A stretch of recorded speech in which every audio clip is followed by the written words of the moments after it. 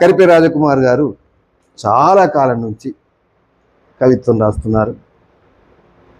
ఆయన గమ్మత్ ఏమిటంటే ఇన్ని రోజుల నుంచి కవిత్వం రాస్తున్నప్పటికీ ఈ ఆధునిక కాలంలో ఒక దశలో 90 దశకం నుంచి ఆ తర్వాత వచ్చిన ఒక 10 ఏళ్ళు సుమారుగా నాకు తెలిసినంత వరకు, ఇంకా అంతకుముందు 85 నుంచే చెప్పుకోవాలి, అప్పటి నుండి మో మార్క్ అంటే తెలంగాణ ఉద్యమం రాకముందు మో మార్క్ పడనటు వేగుంట మోహన ప్రసాద్ ప్రభావం పడనటువంటి సాహితీవేత్తలు దాదాపుగా తెలుగు సాహిత్యంలో కనిపించలేదు. ఒక దశలో విపరీతమైన ప్రభావం ఆయన ఉంది.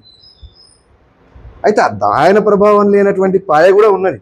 ఆయన ప్రభావంతో కొద్ది పద్యాలు, కొన్ని వచన కవితలు రాసి మిగతావి మళ్ళీ మన దూరంలో మనం రాసుకున్న సందర్భాలు తెలుగు సాహిత్యంలో అనేకం ఉన్నాయి.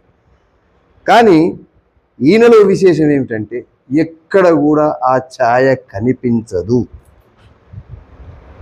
ఏదో విపరీతమైన ప్రతీకలను ఉపయోగించి ఒక అయోమయం, అంటే దానిలో ఉన్న డెప్త్, దానిలో ఉన్న చర్చ అది వేరు. కానీ సాధారణ పాఠకులలో కానీ ఎలాంటి అయోమయం సృష్టించే ఉద్దేశం లేని కవిగా మనకు కరిపే గారు కనబడతారు.